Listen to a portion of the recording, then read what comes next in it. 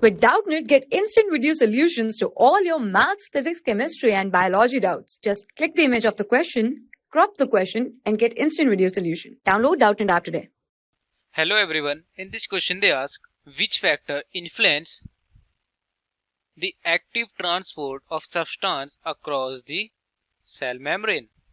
So basically in the cell we see two motions or transport. First is passive transport and second is active transport. In passive transport, no energy required.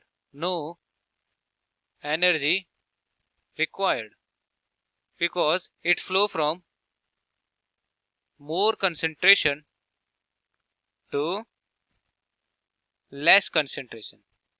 Okay, but in the case of active transport, it require energy because it transport molecules from less concentration to more concentration, or we can also call it as against concentration gradient. So from this diagram we can clearly see that this is the active transporter protein molecule. Okay, this is the sodium potassium pump. So this is water and this is cytoplasm, and it also require ATP. So they ask about influence of active transport. So active transport is depend on proteins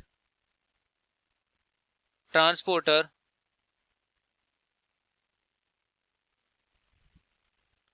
more will be the protein transporter, more will be the active transport.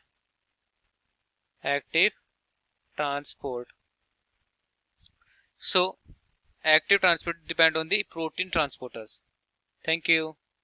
For class 6 to 12, IIT JEE and NEET level.